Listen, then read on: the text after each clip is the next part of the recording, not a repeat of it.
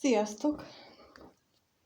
Megnézzük a hármas kapcsolódásban lévő párokat, hogy mi a helyzet velük. Ahogy szoktuk, most is egyszerre nézzük, most már szoktuk, mert már kétszer vagy háromszor itt csináltam. Ők a jelenleg együtt élő páros, ők pedig a jelenleg külön élő páros. A középső személy az, akinek eltérő a párja a különböző kapcsolatokban, tehát ő a közös személy, aki lehet férfi, és lehet nő is, attól függően, hogy te esetedben mi az érvényes. És lássunk is hozzá, először megkérdezzük, hogy mi a helyzet az együtt élő párnál, mi a jelenlegi helyzet. Erre kérnék szépen három lapot, pontosabban összesen 3 lapot kérek az együtt élő pár jelenlegi helyzetére.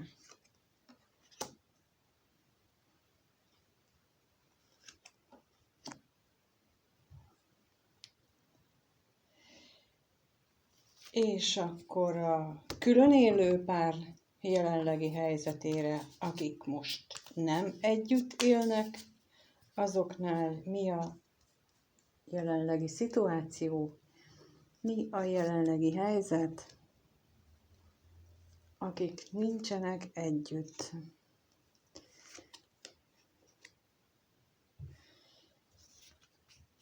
Jó, tehát a jelenleg együtt élő párnál kijött a veszteség, az özvegyember és a pénz. Hát ott most úgy tűnik, hogy van pénz, lehetséges, hogy valahonnan beesett valami különleges jövedelem, eladtak valami ingatlant, vagy valami nagyobb dolgot, és azzal most éppen nincsen gond, viszont egyébként meg üresség van és magány. De megkérdezzük, hogy mit jelent itt ez a veszteség lapja az ő esetükben, tehát a jelenleg együtt élő párnál mit jelent a veszteség? Miért van itt a veszteség? Kijött rá a féltékenység, a szerencsétlenség és a ház. És azt jelenti, hogy otthon a féltékenységek miatt állandó perpatvar van, nem kicsit, hanem nagyon. Tehát ez a perpatvar, amit ez mutat, ez nem ilyen kis odaszólok a másiknak, hanem igencsak heves vitákat jelent. És mit jelent itt a magányos férfi?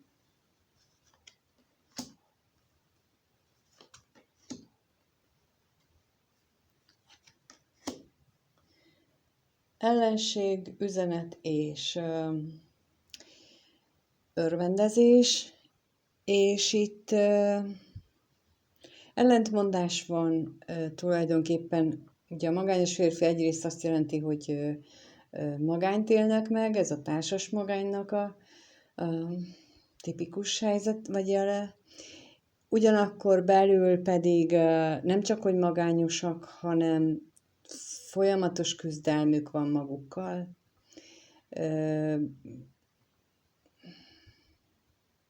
Annak ellenére, hogy azt mutatják, hogy jól vagyok, meg szép vagyok, meg minden oké, de belül valami nagyon nagy zűrzavar van, és nagyon nagy egyet nem értés a helyzettel.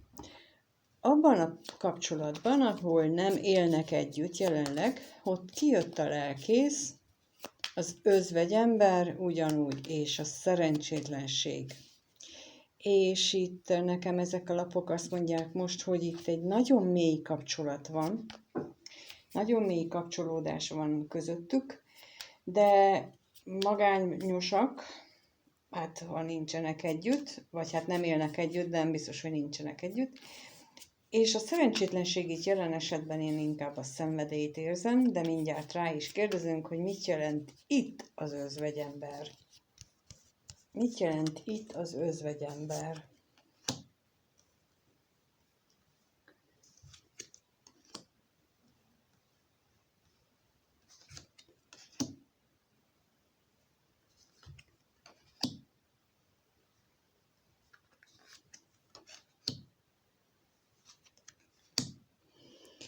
Kijött az ajándék, a váratlan öröm, a hamisság, a tolvaj, utazás és az örvendezés, és én ebből inkább nem azt érzem, mint ott a belső csatározást.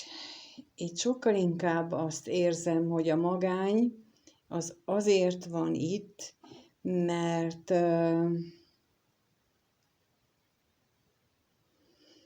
nincs itt őszinteség. Nincs itt sem a felek között, sem a felekben magukban nincs meg az őszinteség. Arra vonatkozólag, hogy ők mit akarnának tulajdonképpen, hogy mi a tiszta vágyuk. És ez itt semmi nem ezt mutatja, de én ezt érzem teljesen. És a szerencsétlenségre kérnék szépen még, hogy miért van itt.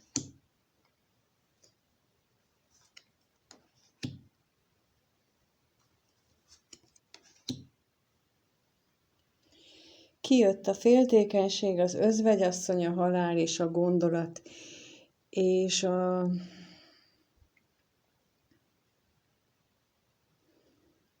az özvegyasszony ugye az özvegyember párja. Itt lehetséges, hogy itt nem csak a szenvedélyt jelenti a szerencsétlenség, hanem időnként féltékenységi jeleneteket is, méghozzá a jelenlegi társával kapcsolatosan, vagy amiatt pontosabban, és amiatt, hogy itt talán valamelyik őjük sürgeti a válást, és nem tudom, hogy melyik, de az egyik őjük talán állandóan ezen kattog az agya, hogy elválni, és akkor emiatti félelmek, féltékenységek miatt lehetnek itt viták.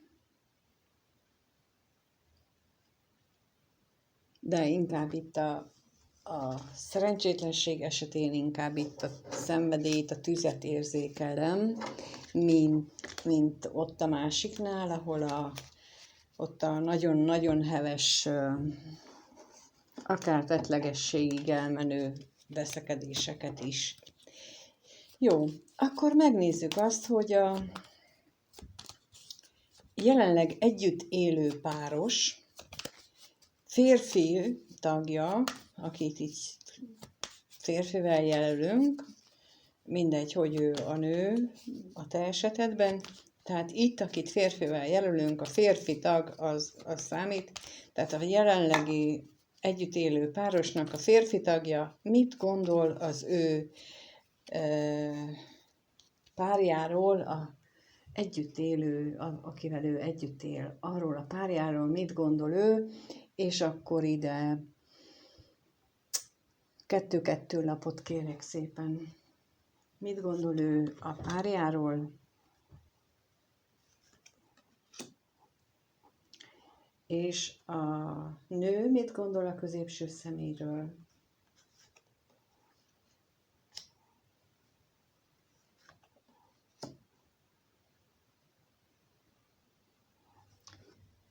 És abban a kapcsolatban, ahol nincsenek együtt, ahol nem élik együtt a mindennapjaikat, ott mit gondol a középső személy a párjáról, aki külön van tőle, külön él, és mit gondol a harmadik külön élő személy a középsőről.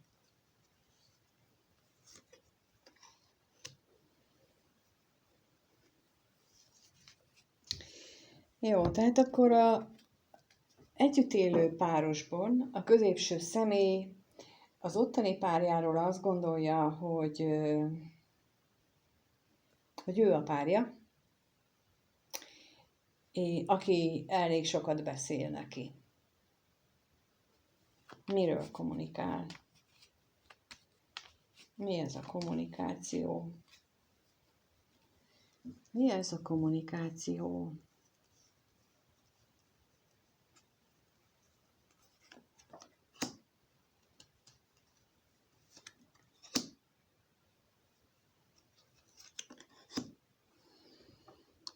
Kijött a féltékenység, a szerencse és a remény, és Valószínűleg egyrészt a féltékenységről, hogyha tud a harmadikról, vagy érzi a harmadikat, erről beszél, és arról, hogy abban reménykedik, hogy itt köztük végül is helyreállnak a dolgok, hiszen láttuk, pénz van. És akkor a párja esetén viszont kijött a halál és a szerelem. És azt gondolja a férfiról, hogy a férfiban a szerelem az megváltozott, vagy akár teljesen meg is szűnhetett, de átalakult benne a szerelem. És hogyan? Mit tudhatunk meg erről a halálról? Tehát hogyan érzi ez a nő, hogy hogyan alakult át ez a szerelem? Mi ez a változás? Mit jelent itt? Milyen változás történt? Hogyan alakult át itt ez a szerelem? Kijött a látogatás, a szomorúság és a házasság, tehát a harmadik személy megjelenése miatt, ugye jól gondoltam, hogy ő azért sejti, ez a házasság, ez szomorúvá vált. És a szerelemre is kérek rá, hogy hogyan nyilvánul ez meg. Megtudhatunk-e, hogy hogyan nyilvánul meg, vagy hogy érzi ő ezt, vagy mit. Itt a együtt élő társ, mit érez ő ezzel a szerelemben. Igen, kijött az örvendezés és az özvegy férfi. Látja ő a férfin azt, hogy mást mutat a felszínen, és közben magányos. Szóval ez az együtt élő társ, ez nem vak, legfeljebb csak úgy csinál, de ez majd később kiderül.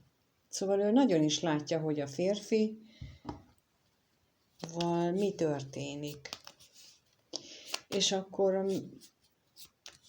azoknál, akiknek nem élnek együtt, őnáluk kijött a férfi részéről, a középső személy részéről, kijött az utazás és a gyermek.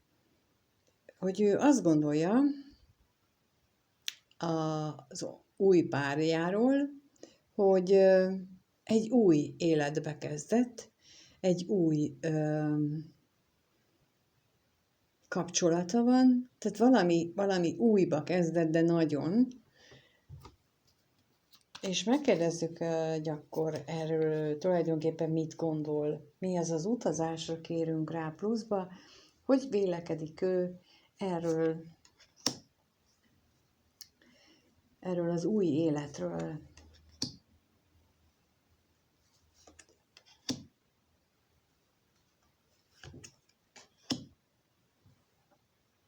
Kijött a hamisság, a szomorúság, az özvegyasszony és a veszteség. És azt gondolja, hogy csak úgy csinál, mint hogyha szomorú lenne miatta, és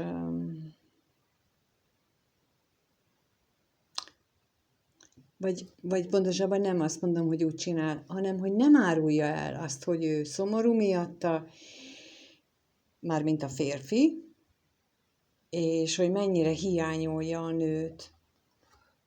Tehát, hogy abban hazudik, hogy ő nagyon szomorú emiatt, hogy ez az újabb társa, ez egy új életbe kezdett.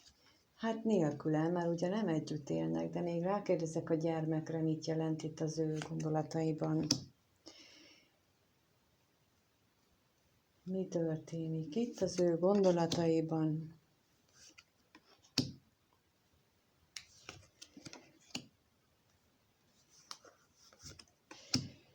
Kijött a váratlan öröm, a látogatás, tolvaj, bosszúság, örvendezés. Igen, valószínűleg azt gondolja, hogy ő hirtelen találkozott valakivel, és akkor azzal így jól el van, és ezt így nagyon, ez a férfi, ez a középső személy, ezt így nagyon el tudja képzelni, hogy az ő újabb társa az most szépen éli világát, és ő úgymond le van téve, ki van dobva. És akkor ez az újabb társ pedig a férfiról, a középső szeméről, a ház és az ajándékkal, ő pedig azt gondolja, hogy neki ez a középső személy egy nagyon stabil ajándékot jelent, egy nagyon nagy kincset. Miközben a férfi azt gondolja, hogy a nő az már elment. Ez alapján úgy látszik, hogy ők azért nem is nagyon beszélnek, meg nem is nagyon találkoznak. És lássuk, hogy az ajándékra miért tudhatunk meg róla.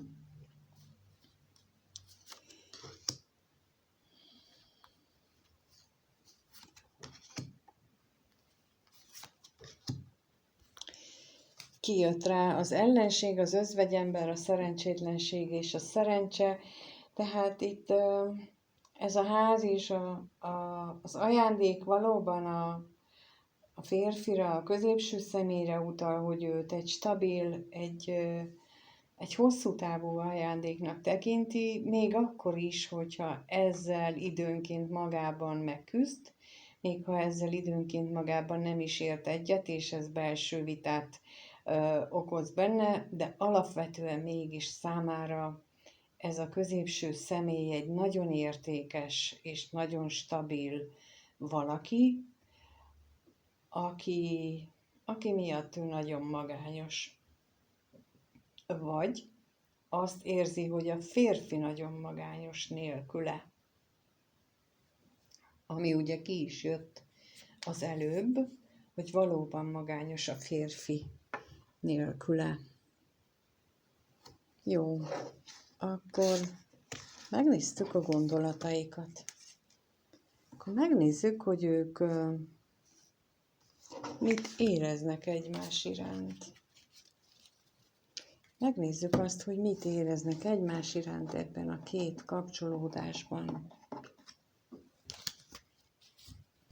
Mit éreznek ők egymás iránt, akik jelenleg együtt élnek, közös fedél alatt laknak, ott a középső személy mit érez a párja iránt. Erre kérek 2 lapot, hogy ott mit érez a párja iránt a középső személy.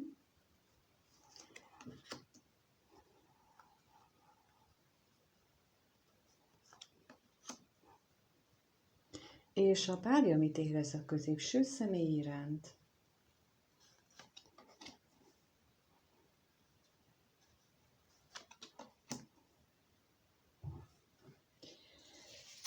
És akkor megnézzük az újabb kapcsolódásban, hogy mit érez a középső személy az újabb párja iránt, akivel nincsen együtt, akkor nem biztos, hogy az újabb kapcsolódás, de abban, ahol nincsenek ők együtt, mit érez a középső személy, az a párja iránt, akivel ő nem él együtt, és az a pár, akivel nincsenek együtt, mi a középső személy iránt, mit érez? Mit érez? Tehát a régi, vagy ahol együtt élnek, abban a kapcsolódásban a középső személy a társa iránt kijött a kutya és a ház, tehát egy nagyon stabil hűséget érez iránta. Miért érez hűséget iránta? Erre kérdezünk rá. Miért van benne ez a hűség? Miért érez iránta hűséget?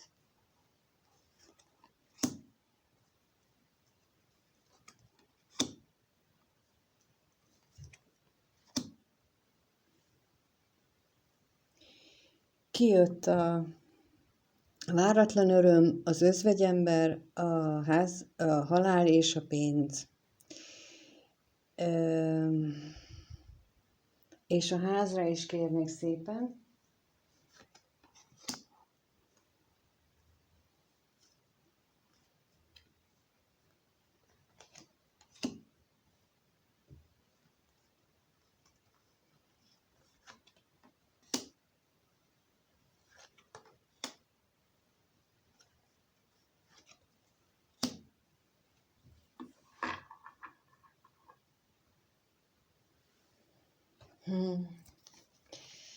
Hát az, hogy miért érez iránta hűséget, olyan, mint hogyha ő elköteleződést, tehát egy olyan érzése van, hogy tartozik neki, igen, ez a lényeg, hogy tartozik neki valamikor valamiért. És minthogyha ez a társa,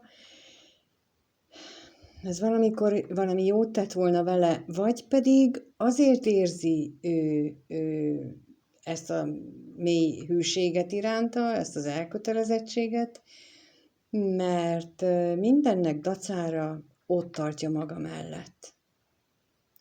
Ez jön belőle, így a mindegyik labból.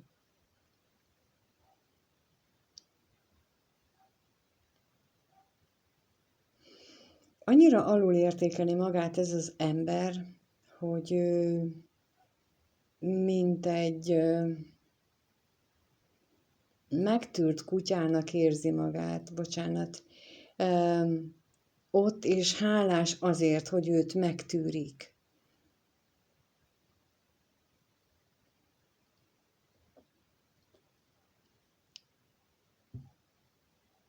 Ő teljesen ebben van, igen. Ezt érzem, hogy ő ezért tart ki mellette. Ugyanakkor meg ez a társa kijött rá a kevés pénz és a lelkész, ő meg azt érzi a középső személy iránt, hogy nincs közöttük semmi lelki kapcsolat, semmi, minimális. Nagyon minimális a kapcsolat közöttük, és akkor miért van ez így? Erre kérdezünk, miért van ez így? Mit lehet erről tudni?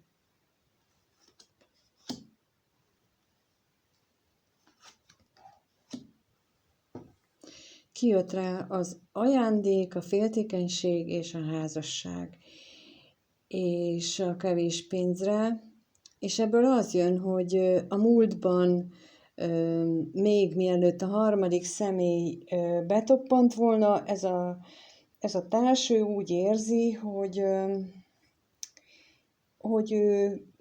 ők jól voltak, tehát ez a házasság jól működött. És mit jelent itt a lelkész? Mi az ő érzéseiben?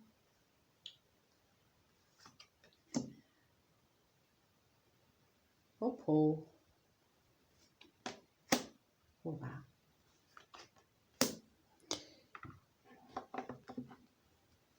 Kijött rá a gyermek, a gondolat, az utazás és a remény. És ugyan nincsen lelki kapcsolat is. Régen jól működött ez a kapcsolat, de rengeteget gondolkozik egy új kezdeten, egy újrakezdésen, és nagyon nagy reményei vannak. Miben reménykedik itt ez a társ? Miben reménykedik? Ezt még megkérdezem.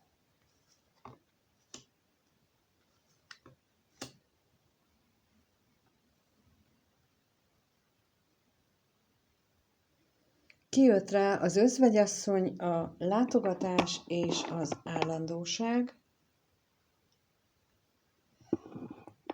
és hogy miben reménykedik? Az, hogy visszatalál ez a férfi. Visszatalál hozzá. Bár most hátat fordítanak egymásnak, de abban reménykedik, hogy visszatalál. Vagy itt még az is lehetséges, hogy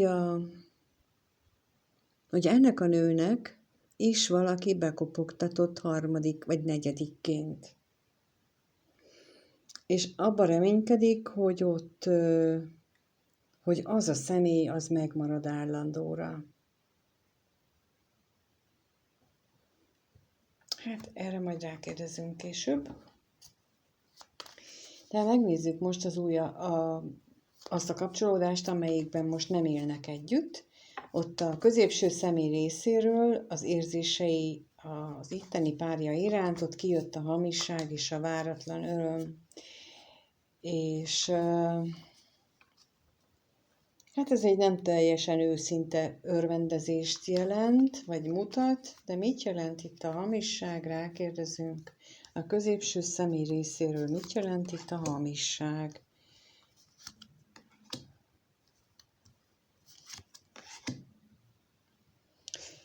Kijött a hűség, a távolság, a katonatiszt és a pénz, és ez azt jelenti, hogy mintha, tehát hogy hamis öröm az, tehát magát áltatja, magát becsapóan, örül annak, hogy nincs most köztük semmi, és hogy ez így is fog maradni.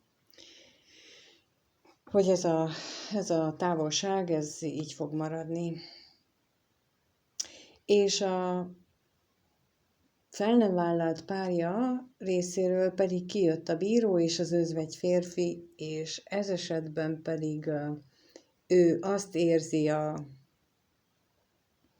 középső szeméről, hogy döntésképtelen, annak ellenére, hogy nagyon magányos ez a középső személy, ugye ez szinte mindenhol megjelenik, állandóan minden kérdésnél, de hogy a döntésképtelen, de kérdezzünk rá a bíróra, hogy a bíró itt mit jelent.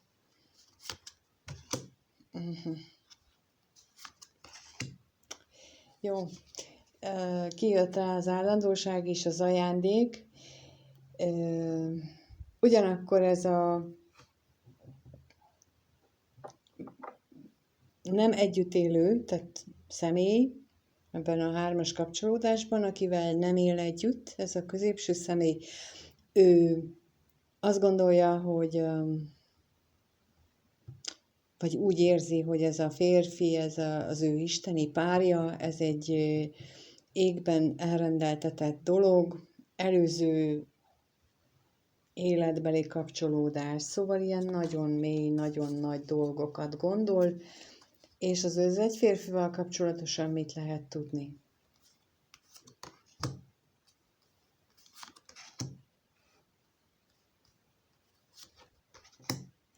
Szerencsétlenség, halál és remény. És itt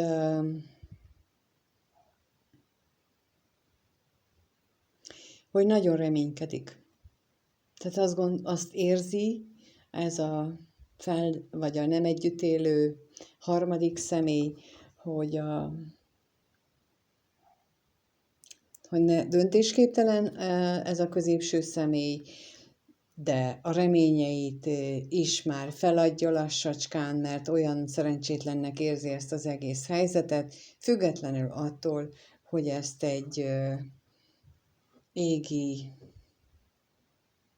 égiek által szentesített kapcsolatnak gondolja. Hát jó, megnézzük, hogy így van-e, vagy legalábbis kísérletet teszünk rá, hogy mit mutatnak a lapok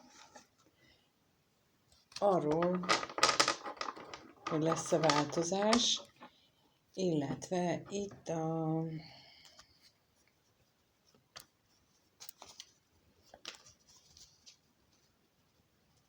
a harmadik személynél. Jó, akkor akik együtt élnek, az ő esetükben megkérdezzük azt, hogy az ő kapcsolatuk a következő 1-2 hétben, akik most együtt kelnek és együtt fekszenek, abban a kapcsolatban a következő 1-2 hétben hogyan alakul az a kapcsolat? Hogyan alakul az a kapcsolat, ahol együtt vannak? 3 lapot kérek rá.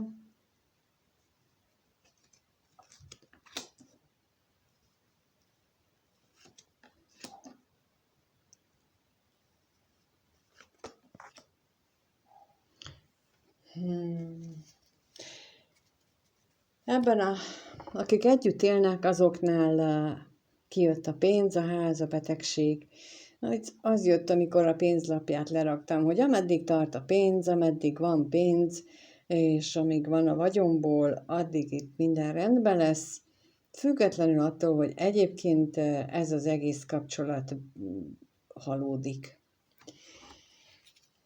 De rákérdezek a betegségre, hogy mit lehet erről tudni, hogy mit fog ez jelenteni, hogy lesz ez a kapcsolatban, hogyan nyilvánul ez meg. Hogyan nyilvánul meg ebben a kapcsolatban?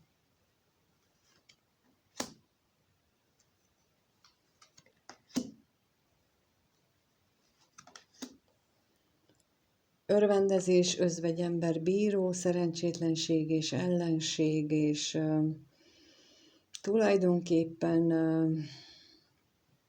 a felszínes jópofizás mögött ott van a reménytelen magány, mind a két részről én úgy érzem, a döntésképtelenség mind a két részről, és mind a két részről úgy érzem, hogy elképesztően nagy küzdelmet vívnak magukban, hogy meddig tartsanak, kitartsanak-e, mit csináljanak, mit döntsenek, mi legyen, hogy legyen. Mit jelent itt a pénz? Arról esetleg megtudhatunk valamit. A pénz, mint érték, már nem fog sokat jelenteni, hiszen a gyermek és a kevés pénz jött ki. Tehát ahol gyermek van ebben a kapcsolatban, ott már a gyermek sem lesz elég ahhoz, hogy ezt a látszatot fenntartsák. Ahol nem ezt jelenti, ott jelentheti azt is, hogy megváltozik, hogy egy új helyzet jön létre, miután elfogyott a pénz. De az kicsit később lesz, úgyhogy arra most még nem kérdezünk rá, legfeljebb majd a következő héten, mert ez most így, most nem kérdezünk rá. Viszont akik nincsenek együtt, az ő esetüket megnézzük, hogy akik nem együtt élik a mindennapjaikat, azt a párnál, az ő esetükben hogyan alakul a kapcsolatuk egy-két héten belül, mit lehet erről ott tudni, az ő kapcsolatuk hogyan alakul. Hát egészen úgy tűnik, mintha együtt volnának, ajándék, házasság és vágy, pedig csak azt jelenti ez a 3 lap, hogy teljesen mindegy, hogy ők hol vannak, hogyan vannak, mit csinálnak. Ez a kapcsolat él és virul, és tele van vággyal, elkötelezettséggel, kincsekkel, legalábbis így élik meg. És akkor most rákérdezünk, hogy mit jelent itt ez az ajándék ebben a kapcsolatban. Mi az ajándék?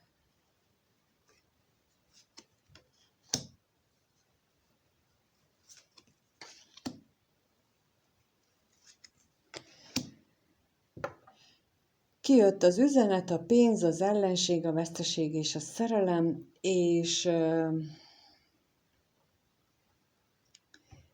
abba hagyhattam volna, amikor kijött az üzenet és a pénz, mert az alapján ugye az jött nekem, hogy végre beszélni fognak, de nem lehet csak úgy akármikor abba hagyni.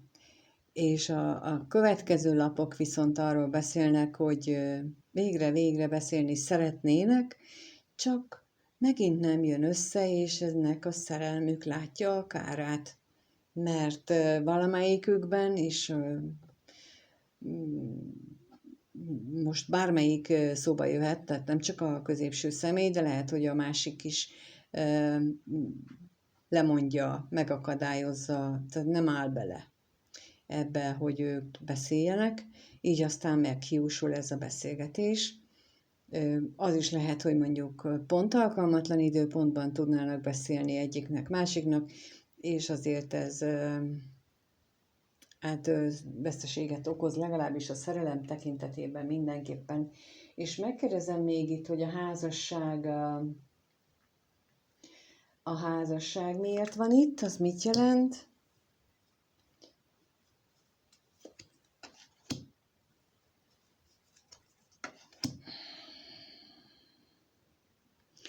Kijött rá az utazás, a tolvaj és a remény, és ez az elköteleződés, amit ők egymás iránt éreznek, ez lehetséges, hogy ennek következtében is, hogy már megint nem jön össze ez a beszélgetés, már megint nem tudnak így találkozni, ez egészen olyan, mint hogyha a reményvesztettekké válnak, de azért még rákérdezünk a vágyra, hogy hát, ha ott látunk-e valamit, hogy lesz-e találkozás, lesz-e valamilyen mód. Azt látom, hogy nagyon erős ez a vágy, nagyon gondolkodnak rajta, de nagyon nem. Még csak beszélgetés sem, és itt megint megerősítik a lapok, hogy beszélgetésre sem nagyon kerül sor, mert kijött a szerencsétlenség, a gondolata, a kevés pénz és a levél. Szóval akik nincsenek együtt, nem élik együtt a napjaikat, ott lélek és energia és kötelék szinten nagyon erős a kapcsolódás, a másiknál fizikai szinten van meg ez a kapcsolódás, ott az anyagiak tartják össze, és csak a felszín és a látszat, míg itt akik nincsenek együtt, őnáluk pedig egy nagyon mély köteleződés van, ami úgy tűnik egyenlőre mindent túlél. Tehát nem baj, hogy nem beszélnek, nincsen találkozás, a vágyaik azok megvannak, elköteleződésük megvan, az másikba vetett örömük megvan, szóval ők valahogy magukban megélik ezt a mérhetetlen boldogságot, amit úgy lehet megélni, hogyha egy olyan lelki állapotban vagyunk, hogy biztos vagyunk abban a dolgunkban, biztos vagyunk abban, hogy ez egy ilyen kapcsolódás, és amikor már nem a ragaszkodás vezet bennünket, tehát már nem az a lényeg, hogy mellettünk legyen az a személy, mert már annak is örülünk, hogy egyáltalán a világon van, hogy megismertük, hogy tudjuk, hogy van, hogy létezik, és nem csak az ábrándjainkban van. Szóval én itt ebből ezt érzem, hogy ez a kapcsolódás tulajdonképpen ettől ilyen stabil, hogy ők nem a fizikai együttléthez kötik a szerelmüket, hanem egyáltalán a lélek létezéséhez. Igen, ez így nagyon szép. Na, de azért azt mondtam az előbb, hogy megkérdezzük azt, hogy akik együtt élnek, azoknál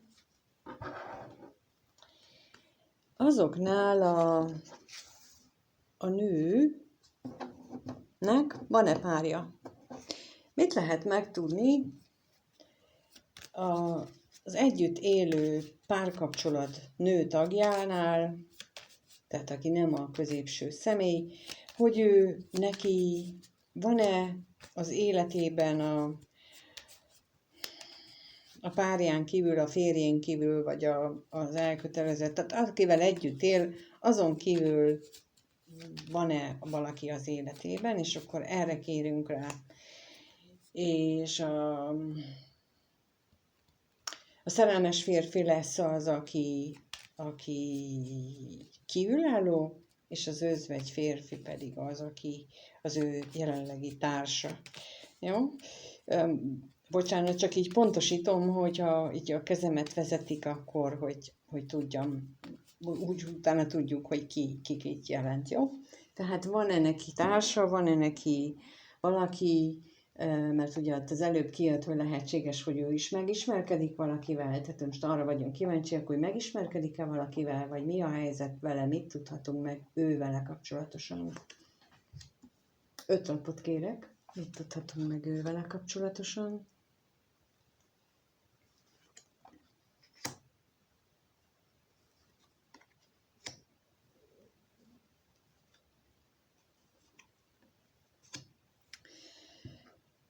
Így első ránézésre nincs. Kijött a ház, az özvegy férfi, a örvendezés, a gyermek és a halál, és ez alapján azt tudom mondani, hogy neki nincsen kívülálló az életében. Ő igazából, hogy miért marad ebben a kapcsolatban? A ház miatt, a jó élet miatt, a gyerekek miatt, ha van, és körülbelül ennyi. De mit jelent itt a halál? Mert ez valamilyen nagy változást is jelent.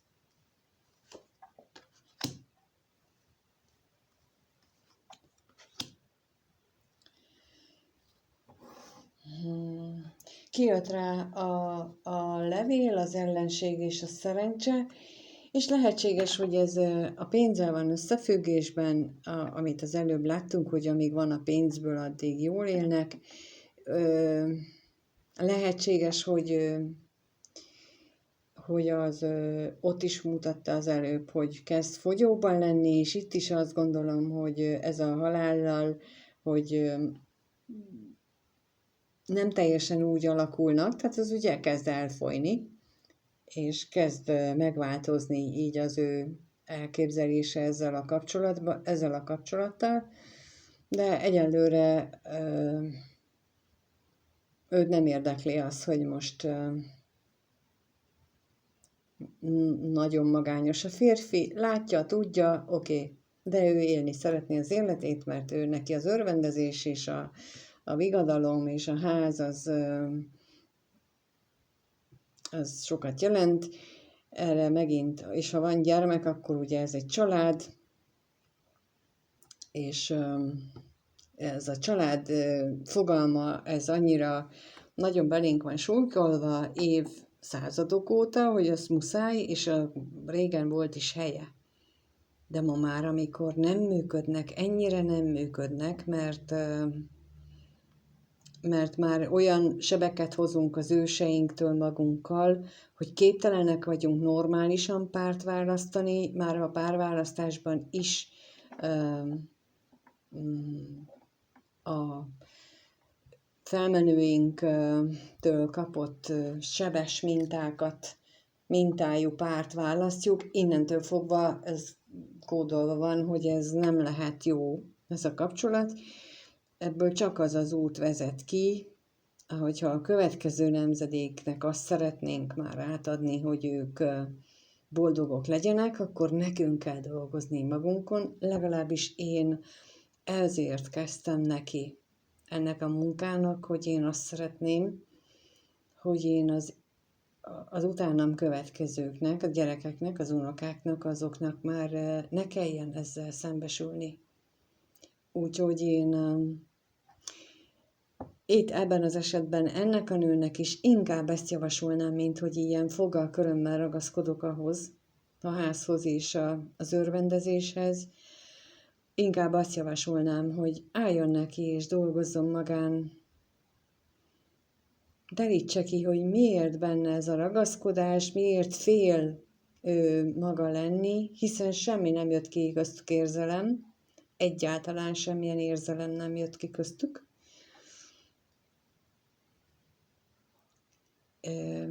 Hogyan szeretné, hogy a gyerekei boldogok legyenek, hogyha ő maga nem engedi meg magának, hanem azt a mintát látják, csak azt tudják követni, amit látnak. És ezzel egyet lehet érteni, meg nem is, ettől még ez egy idő után bebizonyosodik, hogy így van. Hát ennyit tudtam erről mondani, nem tudom, hogy ez számotokra segítsége, vagy sem, remélem, hogy igen.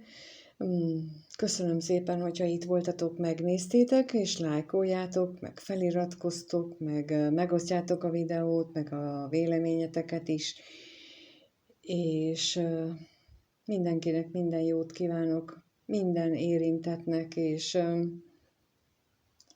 bárcsak tényleg varázsütésre helyreállnának a dolgok. És mindenki oda menne, ahol megtalálja a boldogságát, mert el nem lehet képzelni, hogy milyen gyönyörű élet az, amikor az ember azzal él, akivel szeretet van, igazi, mély, tiszta és őszinte. Hát kívánom, hogy mindenkinek így legyen. Ha aki hallgatja, meg aki nem, annak is minden jót nektek, sziasztok!